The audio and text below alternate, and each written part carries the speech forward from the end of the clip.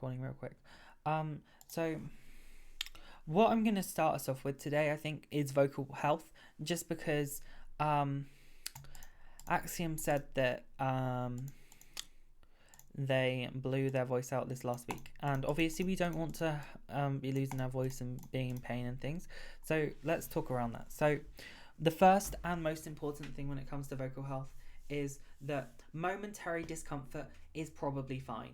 If we're feeling uncomfortable for an extended period, or if we're kind of like in pain, or even if we're just feeling like we're losing our voice or anything like that, it might be time to kind of like take a step back. And, you know, some of this stuff isn't always going to be like voice use related, right? So if you have a cold or a cough, you might feel like your voice is feeling really rough and things like that. Obviously we might want to kind of take a step back and kind of like give our voices a chance to recover. So when it comes to vocal health, I'm just gonna put this list in chat real quick. When it comes to vocal health, we have a tendency to kind of think, oh, well, I should go completely cold turkey on using voice when my voice is feeling like trash. That's not strictly true. It's often better to do a little bit of light vocalization. You know, of course, if you've just come out of voice surgery, probably maybe not. But if like you've just like lost your voice, or if you're kind of like feeling really rough around the edges vocally, then doing a little bit of very light vocalization can be really healthy for kind of like, you know, keeping the blood flowing. As wishy-washy as that sounds. And, you know, just generally using voice tends to be better than kind of like stopping entirely. So the first thing that I just want to kind of like pull up is the idea of doing softies. So softies are vocal exercises you can do, and right now I'm feeling quite partial to this video that I can throw at people and will just kind of like solve the problem for me because I don't have to go into it. But if you're feeling vocally a little bit rough, or honestly if you're just generally using your voice and you want to practice doing stuff, I'd recommend incorporating softies. So softies are exercises that slow down airflow. Blowing bubbles in water is one example of a softie. Lots of other stuff are included, so if you want to learn more about that, then you can go check out that link there. Basically what softies do is they reduce the amount of air, like pressure, over the vocal folds, or the difference between air pressure of the vocal folds. Basically that sounds like oo, z, v, brr, brr, brr, right, things like that, right? Brr, all of these different sounds, they basically slow down the air when it kind of gets to the mouth, and then we kind of end up with this situation where it's a little bit nicer for the vocal folds to kind of like get them to vibrate. And also some studies have pointed that the idea of like doing some light vocalization, for example humming, can result in like recovery to an extent from things like nodules, which are obviously some not so nice kind of like vocal use induced kind of like problems that can crop up. So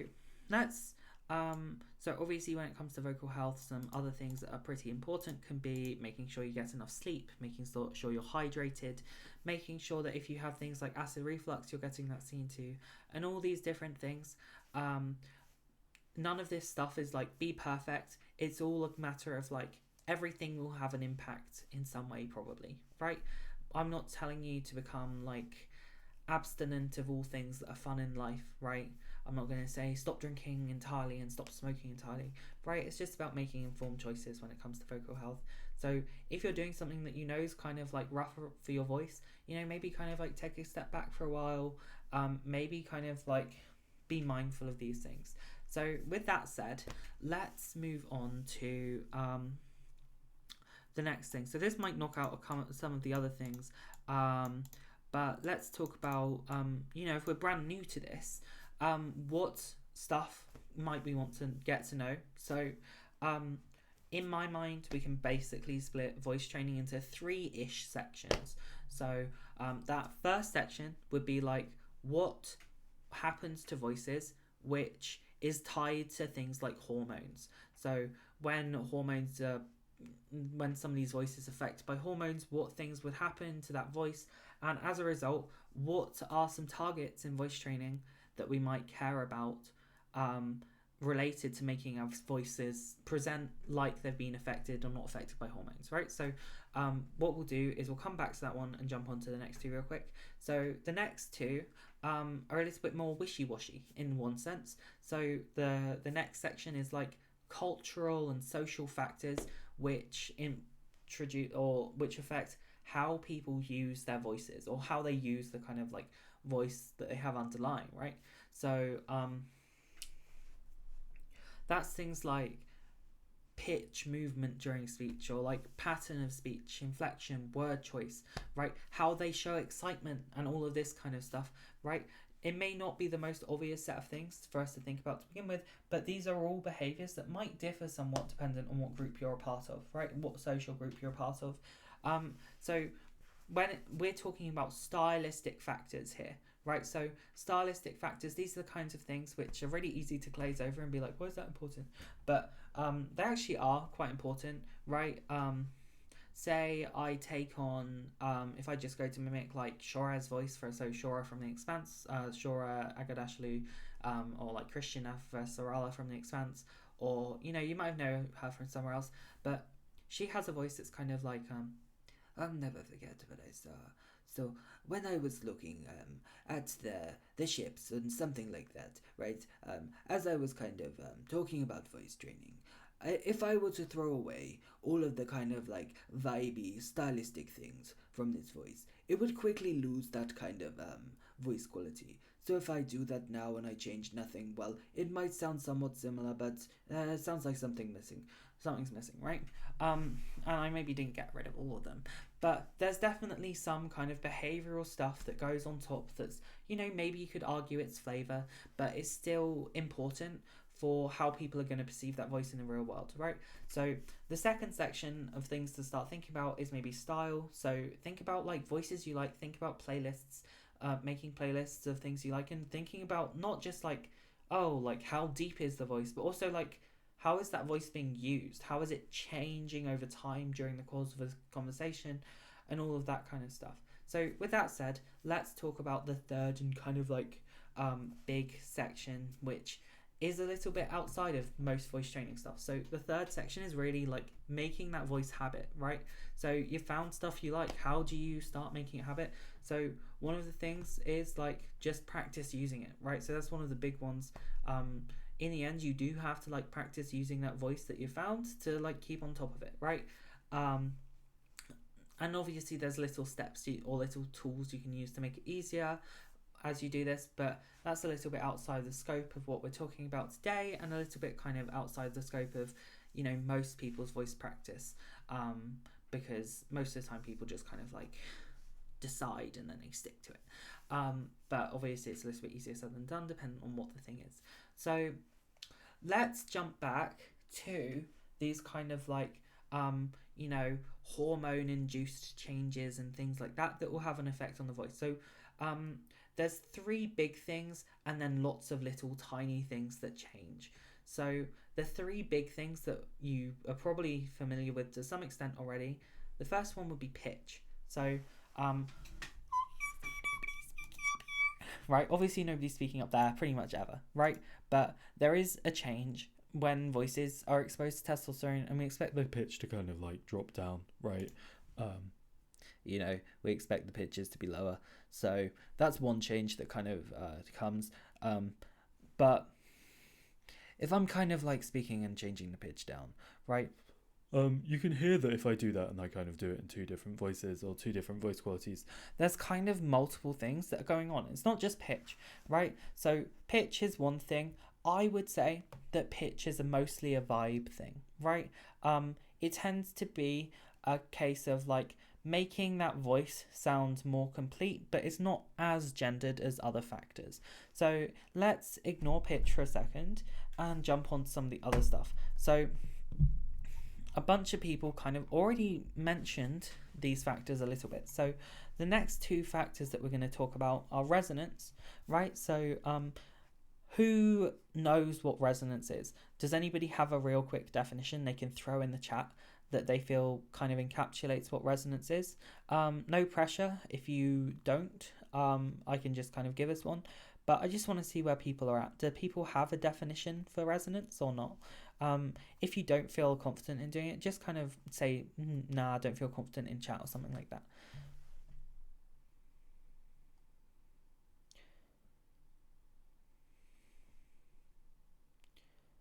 just give people a second just to kind of like comment, if nobody has any stuff that they feel confident kind of. You think you know, but you don't feel confident to provide a definition. This is obviously, fair, right? Writing definitions for things is not typically the easiest. So Marbury says, how sound bounces around in your throat and mouth. I wouldn't necessarily say it's like technically that, but people do sometimes describe it that way. But it does kind of touch on like what it is to an extent. So resonance is the way that like the shape and size of your vocal tract affects the sounds that come out of it, right? But it's important to remember that resonance is also something that exists outside of our voices, right? So if you've ever gone up to a tap and filled up a bottle in that tap, you might have noticed that the sound that kind of like or like the sound that you hear seems to get higher as the space left in the bottle gets smaller, right? The thing about resonance is that it's not so much, sound bouncing off any like one specific place in your mouth. Like some people say, push it from the front of your mouth and things like that. That's not really what's happening. What's happening is the space of those chambers, or like the shape of the spaces in the vocal tract, are changing, and as a result, the bits of those sounds that we're kind of playing into them are like the bits that stand out are changing. So let's see what this kind of sounds like. So I'm gonna go for a kind of like really sort of like big space in my vocal tract when I kind of do this sound, and I'm kind of expanding stuff as much as I can, right? And you can hear that there's kind of this like strange big kind of like dopey sound going on, right? And what I'm going to do is I'm going to kind of like shrink that space up, and I'm going to go to the kind of like opposite direction. So this sound kind of change here is what we experience kind of like when we change resonance.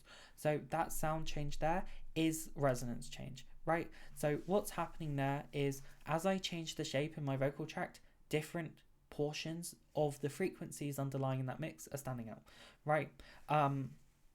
So let's see what would happen if we maybe did it on one vowel at a time. If I went for an sound, right? What happens if I change the space in my vocal tract?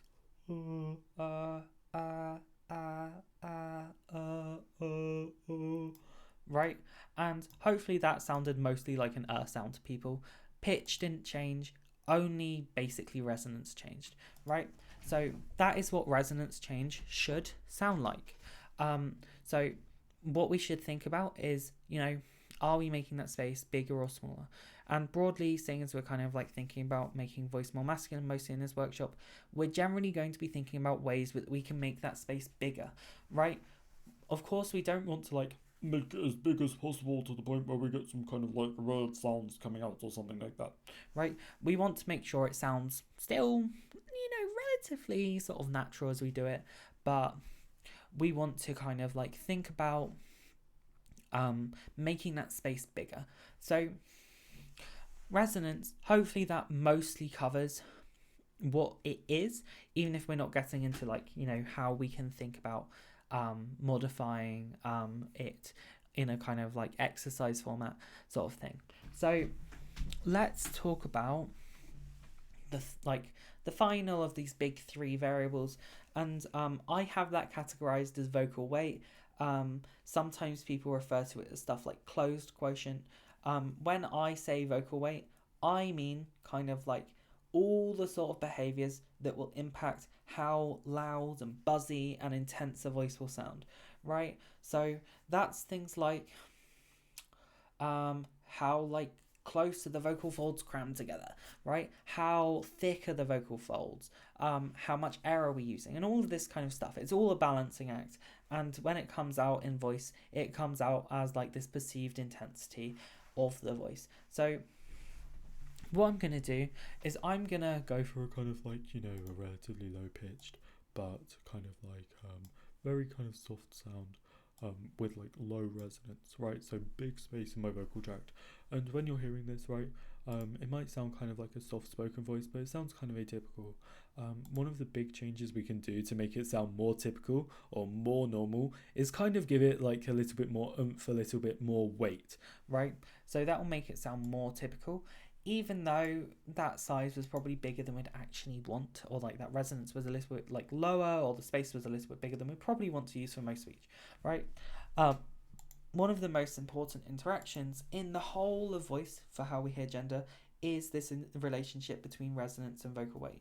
So, If I kind of go up here, right, and I'm kind of like on this big kind of like low resonance, big space, right, and I'm kind of speaking soft, it sounds really kind of atypical. But if I kind of get louder, then it will start to sound more typical. right, obviously, we don't want to just, be like, oh, well, I'll just like, ignore everything else and just like focus on these two variables. But this relationship is really important. And just to illustrate that, I'm gonna kind of go from here and I'm gonna kind of like shrink that space, right? And I'm gonna go for a more kind of like feminine vibe. But if I get like louder here, then at some point it probably like swaps over kind of like gender boundary at some point when we're kind of like going through all of those ranges, right? So when we're kind of like talking about the fundamentals of voice training, we're thinking about, at least when we're kind of thinking about exercises and stuff like that, we're thinking about what is going on in terms of resonance, vocal weight, and pitch. So these variables all kind of mingle together to create like different vibes in people's voices. So hopefully that served as a decent enough intro for anybody kind of like first getting their toes dipped into this. But let's talk about resonance exercise. So, not exercises. So resonance, right, is this kind of like description of like, the space kind of smaller or is it kind of bigger, right? Obviously, bit scary to kind of jump into it and try to like change everything on the fly, right? So, what are some ways that we can think about exploring vocal weight?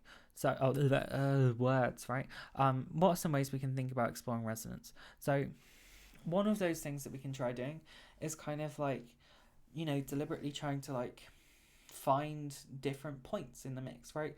Like, what happens if we try to go for a yawn? So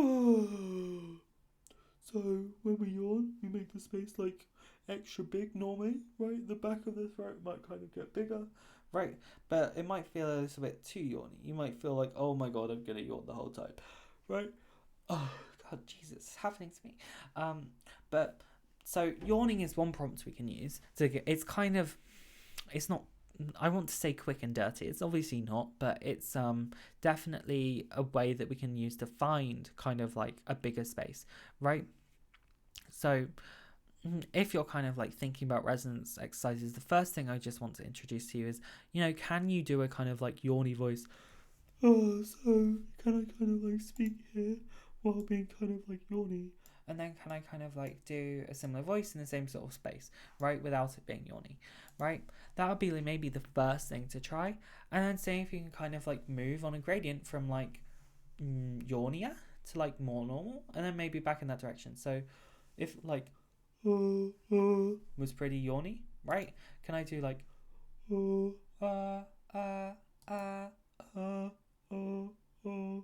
right? And can I find a kind of sweet spot where it sounds more typical, right? That kind of like changing a gradient of resonance like this.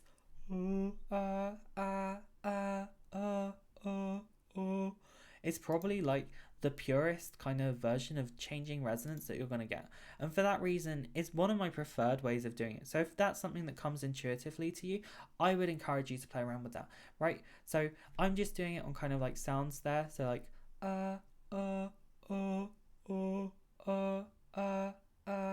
right? Trying to go for roughly an sound. But, something you might want to do is try doing some words. So like, what's a word? Jeez. I can't think of any words right now. Under. Right? You might try scaling a word, but what you might try doing is kind of like, finding kind of like one part in this kind of like range and trying to like hold on to it, right? Obviously, we're doing it kind of like monotone and kind of like, keeping pitch the same place, it sounds a little bit weird to begin with. But what you might want to try doing is, exploring kind of like, so if I kind of like find this posture, like what happens if I kind of like mix things up a little bit while holding on to roughly this sort of like similar resonance? Can I kind of like change resonance as I'm in different parts of that range, and can I get used to kind of like changing these on the fly, right? That's broadly one of like my preferred ways of exploring resonance. But if you don't feel confident in like finding a yawn, then my next kind of port of call would be trying to like explore it in maybe a different context, right? So we have a few different options here. So I'm going to go for the low hanging fruit, and I'm just going to kind of like go and talk about a kind of like whisper exercise real quick. So some of you might have heard of this exercise called like big dog little dog, or big dog or small dog big dog. So that's one way you can explore resonance.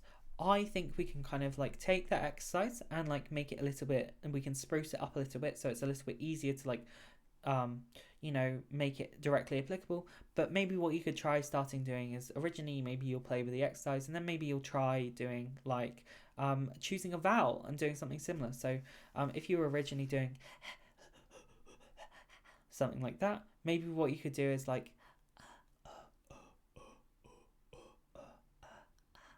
right? And you can start to see how this is very similar to the kind of like previous resonance exercise I brought up. We're just changing resonance without pitch or like the rest of voice getting in the way here, right? Or we're changing resonance without kind of like letting other stuff get involved. So what you might want to try doing is kind of like changing resonance, right? And what happens if you sort of like slide down? So if you do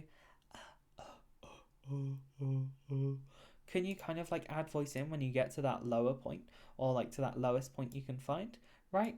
Things like that is how I might suggest, exploring resonance to begin with.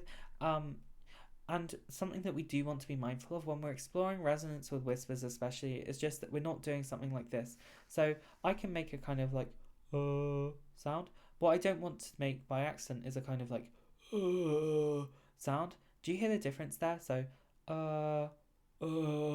right?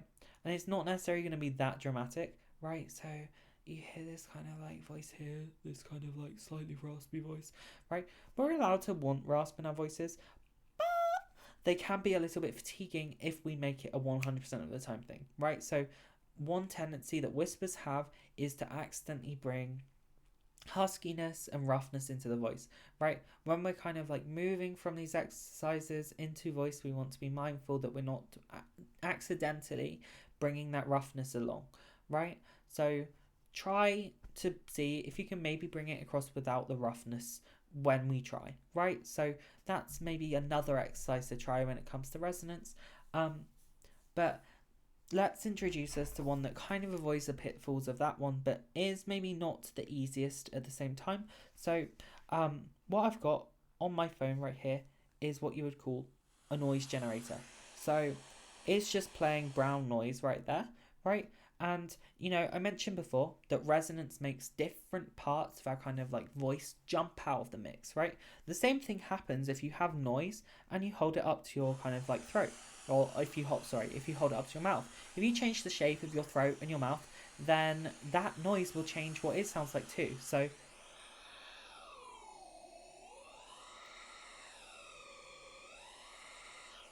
right? So you could hear hopefully that kind of like sound changing there. So what I could try doing is like maybe seeing if I can get my starting point. Maybe I'll go for an sound when doing this. So maybe I'll be like right, or something like that, right? And what I might try doing is seeing if I can like change how the kind of like noise sounds, and see if I can kind of like maybe try adding voice in if I try playing with the noise. Obviously I kind of did a streamlined version there because I knew what I was doing, but you can just try like holding up the noise to your mouth or something. Try moving through like a few different vowels, seeing if you can maybe get a feel for what they sound like. So if I'm like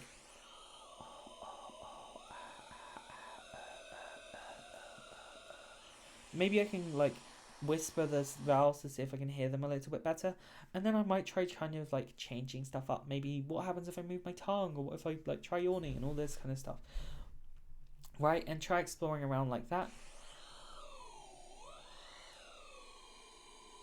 right? And then maybe when I feel a little bit more confident in just kind of like throwing stuff to the wind and trying stuff out, then maybe I can try doing some like vowels deliberately. So maybe I can say, let's say I go for an sound. Uh.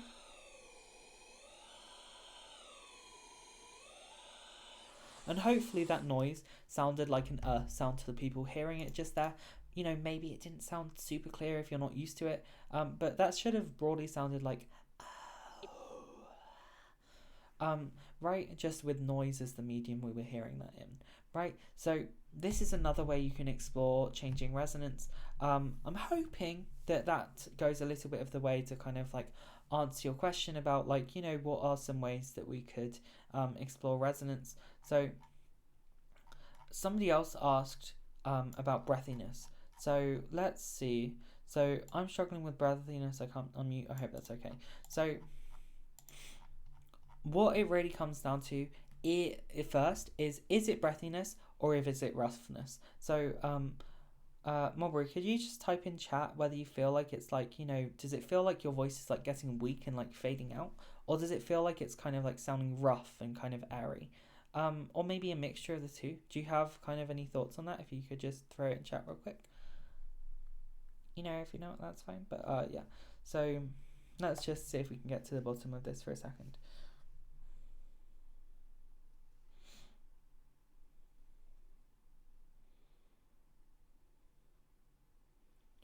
So, would this kind of voice be like the same sort of like sultry, airy vibe that you're kind of thinking about?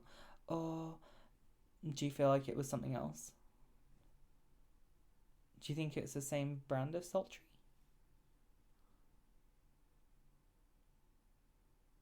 Okay, so it might be a mixture of two things. So it might be excess air as well as a teeny tiny bit of that false fold constriction we were talking about before. So, um, or that whispery sound that's coming in, right? So, this quality doesn't sound like super whispery necessarily, but there's just a little bit of this like, right, which you can maybe hear if I hold it out, right? So just to compare, right, there's a little bit of a kind of like roughness or a little bit of a kind of like increase in that kind of you know, turbulence as we're doing that. Is that the sort of like feeling that you're getting, a similar sort of like sound to that? Okay, so this sounds to me like we might have a little bit of false fold constriction going on. So the false folds are basically two little guys that chill out above the true vocal folds. So what they do is they, you know, they close up to kind of like protect the lungs, right? So when humans evolved, that's one of the reasons they kind of evolved vocal folds, so they could kind of like seal everything up so water wouldn't get into their lungs, right? Another thing that they do is, or I suppose if they're accidentally swallowing food down the wrong pipe or something like that, but another thing that they do is that when we're older, when we're kind of like, when we're old people, sometimes they get involved to help support the phonation or the production of speech. right? So what they can do is assist in getting closure. And what we might want to do is see if we can kind of like work around that. We don't want them to be the things making us get closed up vocal folds. We want to be able to get them without that roughness coming in, right? So let's see what some things that we can try playing around with to find closure. So there's a few things on my list that we can kind of talk about. So one of the first things is the idea of glottal stops. So this mon is not necessarily perfect. It depends whether you know, the false folds want to get involved in this for you, right? So an aside, just to kind of pay attention to that. So have you heard, and I suppose this isn't really a question, I suppose it's a rhetorical question, but have you heard of kind of like the phrase like uh-oh or like British, right? So like kind of that stop in the middle, right? So we would call this a glottal stop. So when that's happening, the vocal folds are kind of slamming together, right? And maybe we can kind of repeat that sound a little bit, just wherever it comes in our range, right? And what we can try doing is seeing if we can try, you know, can we make the onsets of the next sound heavier? Can we do uh, uh, uh, uh, uh, just if I was kind of like demoing it in a couple of different places, right? can we make the start of that next sound more intense, more punchy, right? So when we do that, the vocal folds are more likely to be kind of closed. And can we hold on to that? Uh, uh, right? And we might get loud when we do this, right? That's a risk that, we should be aware of, but it's not necessarily a problem all the time, right? So can we make those onsets harder? And can we hold on to that? Can we try holding on to the kind of like more intense, more kind of like adducted, hopefully clean sound? Right? Does it feel sustainable, or does it feel like we're really, really struggling to do that, right? So that'll be one thing to try. Let's talk about something else. So this might also have a tendency to happen in a similar sort of situation. But what we can do is sometimes we can find a kind of like vocal fry sound, like right, and mine wants to be a little bit messy. Great. But what we can do is we can maybe find a vocal fry sound, just a soft, light, slow kind of like.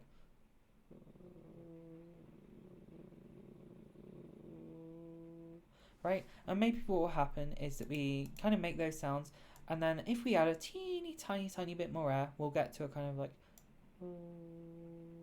just a kind of like soft kind of sound, right? So what we're doing when we do this is balancing kind of closure with airflow, and we're practicing that. So what we can do from this kind of posture is have a go at kind of like coming out. Maybe it'll start out soft, but can we kind of like increase air, but also ramp up kind of like how much like force or how much pressure we're putting into like resisting this? So can we get louder without getting into a point where we're having a kind of like right? We don't want that to happen. We want a more kind of like right? We want to see if we can find a kind of, increase in that kind of like punchiness without having that roughness coming in, right? So that's one way we can think about it. Let's introduce another thing that we might kind of like touch on. I was kind of leaning in on that behavior, being a little bit cheesy there myself. But Mulberry's typing, so I'm just going to let Mulberry kind of like type real quick in case it's relevant. But I'll maybe go on to the next point just while Mulberry's typing, so we can jump back to that in a sec. So another thing that we can try doing is when we're thinking about the vocal tract and the vocal folds and all of this stuff, well, it is a flesh tube. So when you change the shape of one part of said flesh tube, it might well change another part of the said flesh tube, right? So, if people hate me for calling the vocal tract a flesh tube, well, rip. But it is, right? It's a piece of meat that tugs on itself. So what we can do is kind of like lean in on that. We can use that to our advantage. When you change one part of the vocal tract or one shape or one thing you're doing in the vocal tract, sometimes it can have knock-on effects for things that seem unrelated. So let's talk about a behavior called tongue root retraction, which can sometimes also help us find more closure. So the most of the time, you're most likely to come across this sound in like fake German accents, like I like beer, right, or something like, I know, right? It's kind of it gets stereotyped, or you might come across it in like Kermity, like sort of sounds, right? Maybe that sounded more like the German again, but maybe something we can explore is tongue root retraction. And obviously we don't want to like speak to the point where it's like really, really intense like this for most of speech. Right, but we can lean on this behavior a little bit to assist us in getting more vocal fold closure, because it tends to have that effect on people's voices. So what we can try doing is making a kind of like all sound, wherever that comes out in our range, right? And we can try kind of like, seeing if we can gradient this a little bit. Right?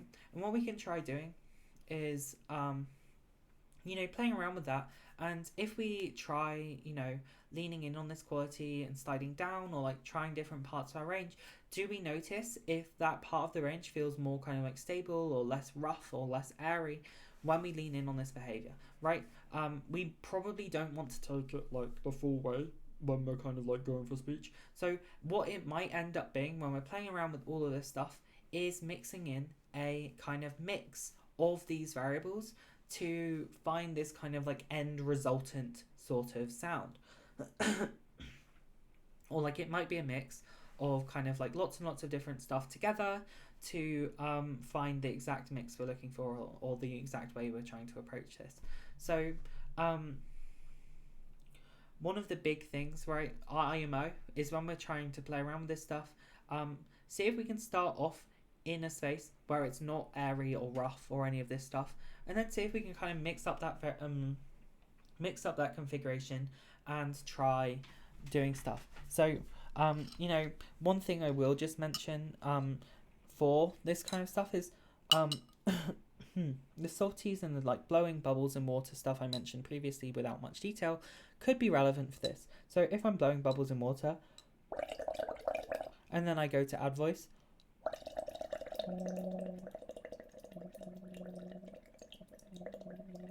while aiming to keep the bubble rate the same as I move from like bubbles just to voice,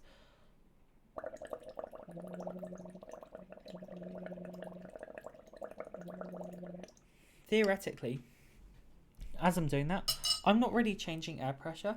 I'm probably just kind of like bringing the vocal folds in, right? I'm bringing them in closer, and as a result, they're kind of like getting vibrated, right? So maybe what I can try doing is play around with this a little bit. Can I do like, and this is actually the first time I'm trying this. Maybe this isn't the best thing to try first time, but it's fine. Right, so maybe I can practice turning on and off the kind of voice, and maybe I can practice kind of like turning on and off the voice by closing it shut versus kind of like blowing, or like versus like opening up again.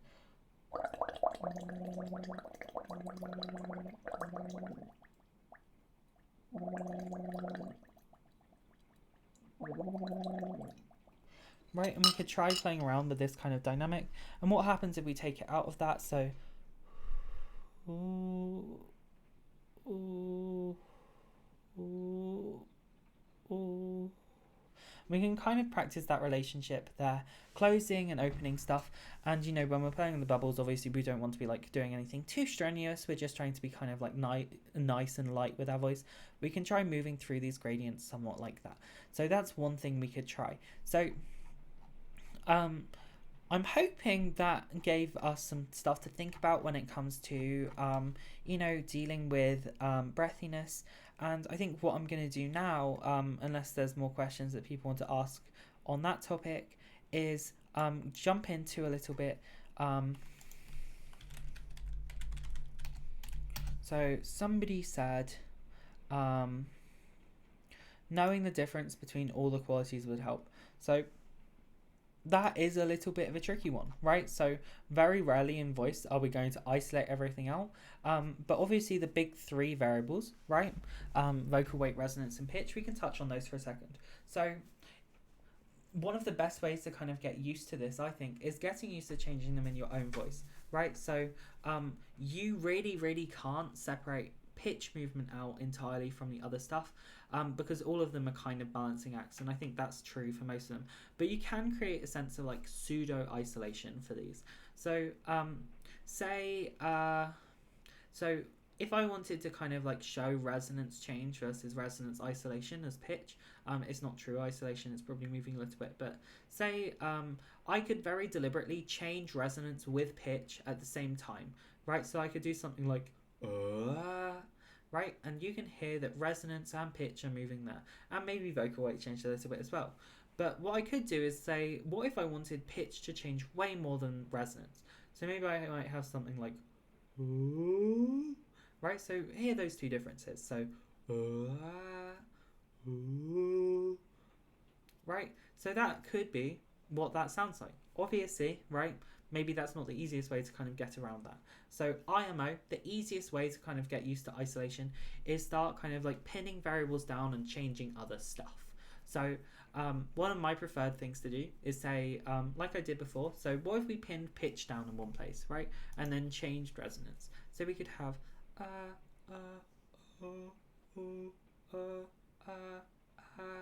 Right, I could try doing that, and I could change the pitch. So we were on then I could go uh, uh, uh, uh, uh, uh, uh, uh, uh. Right, I could try kind of like changing the pitch there. I could try moving the pitch again.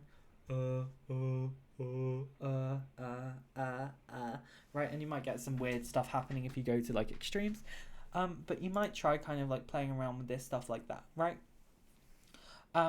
So with that's my preferred way of kind of getting used to separating resonance and pitch.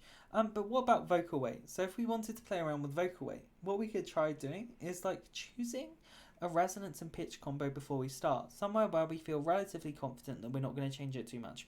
For me, that's kind of going to the bottom of my kind of like resonance pitch combo range. So I like going for a kind of like sort of sound, right? And then I can be pretty confident that as long as pitch and resonance aren't changing too much, what I'm changing is vocal weight. So if I'm like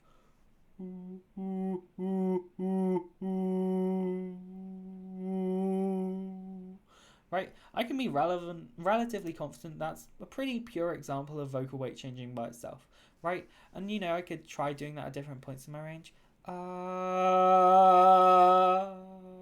Right, it's a little bit harder if you're less certain about keeping everything exactly the same, but you might try doing like stuff like that, right? That's something that you might use to kind of like get around and get used to kind of like what variables sound in isolation. So rarely are you going to do anything in true isolation, but you can create a sense of pseudo isolation that you can become more aware of. So there are, of course, more qualities that come into this. So one quality that we touched on before, that I mentioned, was this kind of like sense of tongue root retraction. So if it's like really extreme, you can hear like a ton of this in here, right? Right? But I can imagine that there might be gradients of that. So if I'm going for like, I know, like British old lady or something like that. So there's a little bit of this kind of tongue root retraction in this voice too. But it doesn't sound like as intense as it was like down here, right? So there's different parts of different like points in your range where it may sound more over the top, right? So when you're kind of exploring this kind of stuff, you want to see if you can explore one maybe particular thing at a time in different parts of your range, so you can get a feel for what that sounds like, right? So another thing that people can sometimes fall into the trap of is like awareness around nasality. So when I say nasality, right now I'm going to be referring to hyper nasality. So that's when you kind of get more nasality, so there's more nasal airflow than you probably want in the sound, right? But you can also get hyponasality, so that's where you don't get nasal airflow where you'd expect it. So things like say M sounds might come out more like b. What's a word?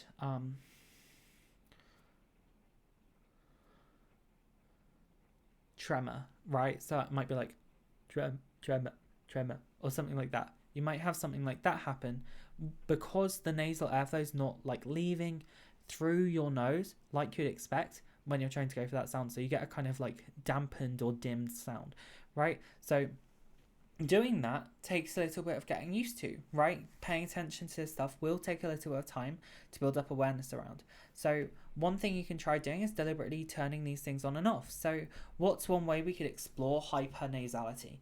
So let's say two drastically different examples. Ho, ho, ho versus hon, hon, hon. Right, so that's kind of like stereotypical Santa Claus laughter versus stereotypical French person laughter. Very big stereotyping there, of course. But it works for this scenario, right? So what we could try doing is swapping between this kind of like mix, right? So ho, ho, ho, hon, hon, hon, Can we extend that to other vowels? So like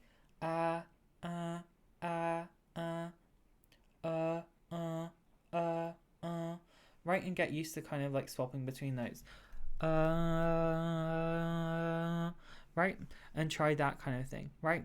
So that's one way we could get used to something like nasality and build up awareness around that.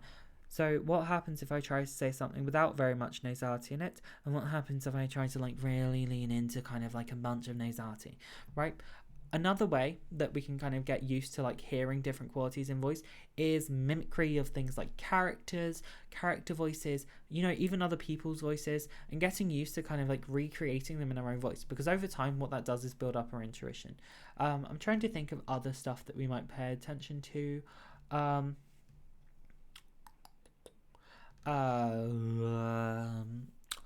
So everything pretty much in voice, for the most part, exists on some degree of a spectrum.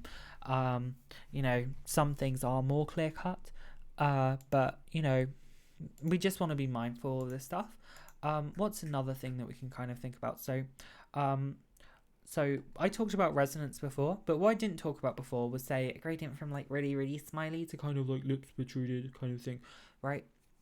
So if I'm speaking here and I try to go for like really smiley and then I kind of like protrude my lips, so we do hear a kind of like sound change as I kind of like move through this, but it's not as extreme as if I was changing to all of resonance stuff as a whole, right? So every kind of like resonance action and every kind of resonance thing can have like somewhat of every kind of like posture change will have an effect on resonance, but those effects on resonance aren't always going to be equal, right? So different aspects of things like size change and space change and shape change have different aspects or different changes on the sound, right? So an example of this would be like stereotypical like anime kind of like voices, right? Or like stereotypical like anime voices. They're like, whoa, that's like so cool, bro, and stuff like that, right? So that is characterized by like a slightly higher kind of like resonance in terms of like throat space than we'd expect, but maybe kind of like bigger kind of like more protruded lips posture, and kind of like maybe a lower tongue, right? So all of these things affect resonance, and of course there is that kind of like rough husky thing going on behind there, right? But when we're kind of like exploring these things, a lot of the times when it comes to like qualities, there's not a clear like on off thing going on. So that's just something we want to be mindful of. So I think we've mostly gotten through the list of stuff that we wanted to talk about, for the most part anyway. But does anybody have any stuff that they want to add on? Any questions that have kind of like spawned from what we've talked about already, or anything like that?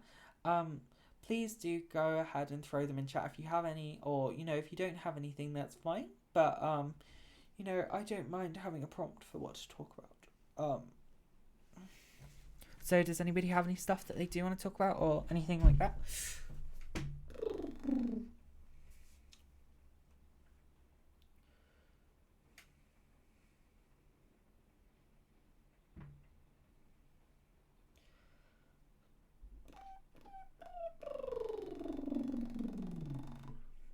How do you translate what you can hear to what you feel? Okay, so I think at the purest level, what we want to do is get used to what it sounds like, right? If that's something we're able to do, we want to get used to kind of like hearing stuff, and then what we might want to do is kind of like take selective like attention as we like play around with mimicking sounds or doing things, and see if we can kind of break into that a little bit. So the thing about this is that virtually all of the time, focusing on sound is going to give people a more accurate representation of what's going on, just because what we're feeling in terms of like movement and things like that tends to be more subjective, right? So I was talking to Ziana about this once, and she was like, it doesn't matter what you label anything as, because it's your personal kind of like interpretation that matters. You could label The resonance is blue, right? And smaller resonance as dark green, right? Or something like that, right? But what matters most is that it's a label that makes sense for you, right? So if you yawn, maybe you feel expansion. Maybe to you it feels like a balloon being blown up in the back of your mouth, right? The more labels we can shove on different things we feel, the more that we're going to be able to kind of like build up awareness around those feelings, right? So that's one thing we can do. I don't love focusing on feelings, or like not focusing on how things feel a lot of the time, just because it does tend to be a little bit more inconsistent between people, right? But the important thing is that you start to kind of like get an impression for what stuff feels like for you, right? And I think one of the most important ways to do this is start, if you can affect the sound change, can you reproduce it? And can you focus on what happens when you do that? What it feels like, all of this kind of stuff, right? Um, there's not really a kind of like consistent necessarily way to describe things. Like some people, um, thanks.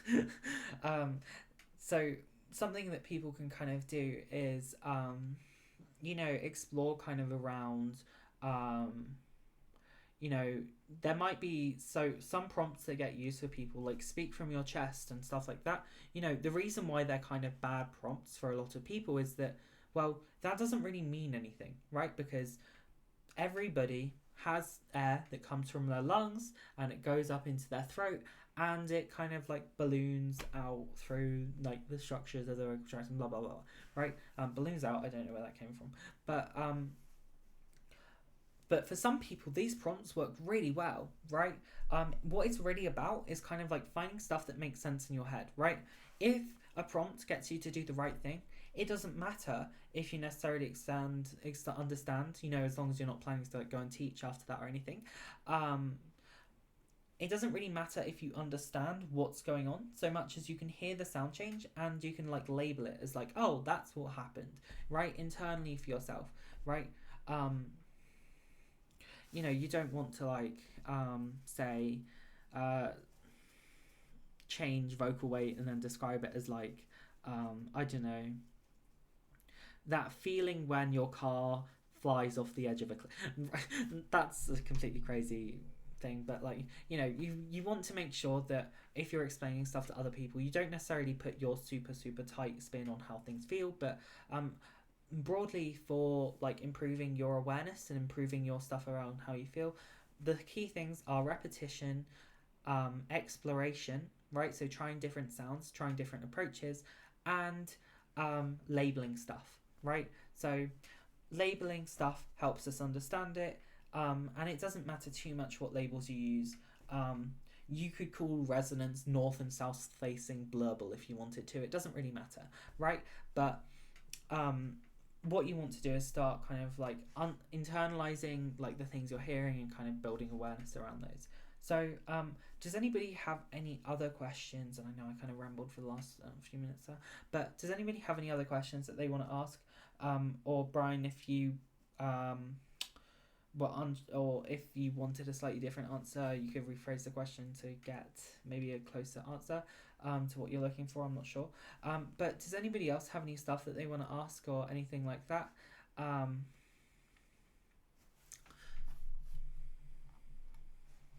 I'm just going to do some light softies while I wait to see if anybody writes anything.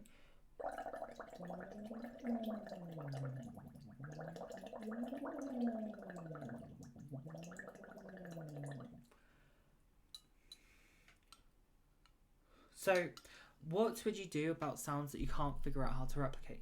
So, the key, I think, when that happens is wider exploration. So, a lot of the time when people are doing voice training, they hit plateaus or they feel stuck. So, what most of the time helps people break past that is by trying a lot of different stuff and exploring. So, what this could look like is, what happens if I try to mimic like 5, 6 different 10, 20 voices, right? What happens if I try to like copy different parts of those voices and that kind of thing?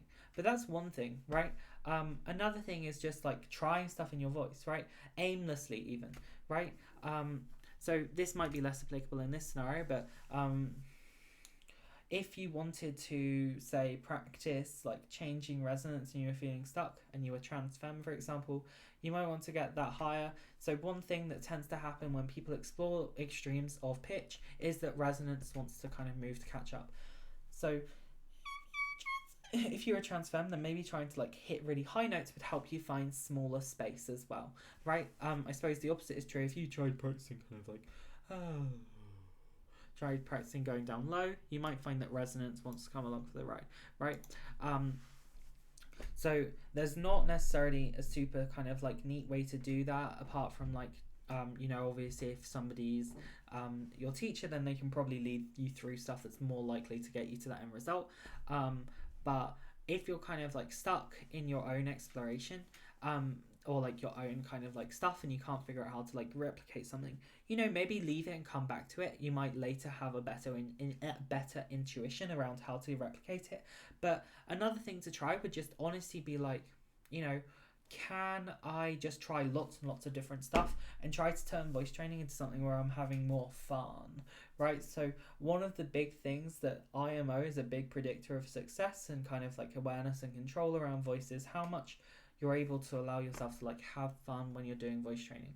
So if it's like something that you really get up in your head around, like, oh, I didn't get my pitch down this extra one frequency, right? Then it can be like this huge like monumental task that's like really stuck in our heads, right? But if we turn it into a like, yeah, what can I explore extremes and do all this kind of stuff? Can I like play around with like finding new parts of my range and try like having fun and just doing weird wacky voices and stuff like that? It becomes a lot easier to try a bunch of different stuff. And this is not to say that it 100% replaces focused practice, right? But unfocused explorative practice can really help fill in gaps that would otherwise not be addressed when we're doing it in a very kind of like focused, formal sort of way. So hopefully that kind of gives you some ideas around what you can do. I suppose another thing would be, you know, in those scenarios, sometimes people will give you a prompt like, imagine a balloon expanding in the back of your throat or something like that, right? If it's say resonant and you can't get that change, it might be a case of like thinking about new ways of thinking about it and all of that kind of stuff. Sometimes it just feels like a bit of a wall that you might want to go away from and come back to later. Okay, so I've been here for about an hour, so what I'm going to do is say I have time for one last question. If anybody has one last question, please throw that in chat right now. If you don't have any stuff, then I'll probably stop the recording here and stuff. Does anybody have one last question that they want to ask?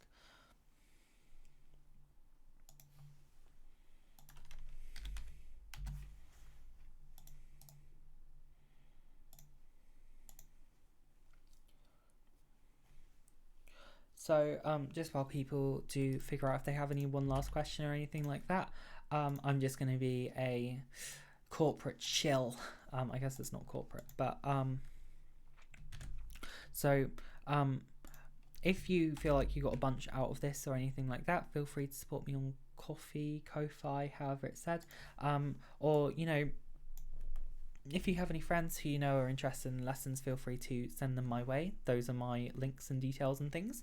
But should I whisper while my voice is resting? So while your voice is resting, no, you probably shouldn't whisper. Whispering's probably worse for your voice than speaking. So if your voice is resting, I would suggest trying to go for kind of like light, soft speech, aiming for kind of like as pure as you can get it. Obviously, if your voice is like really cutting out and it's really kind of no, that's the wrong sound. If it's really kind of cutting out and it's really kind of rough, then I would say, you know, take a break, try to reduce how much you're speaking, maybe try some light soft teas like we discussed before, maybe the straw and water thing we discussed before, right?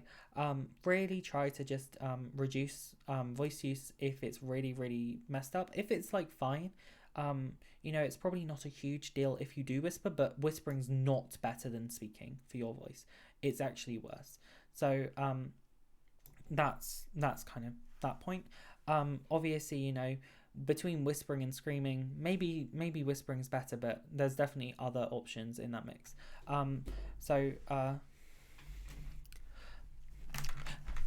I saw Mate typing as well, so if Mate has a question, that's also fine. And I'll just answer that real quick. But if not, then that's also all good.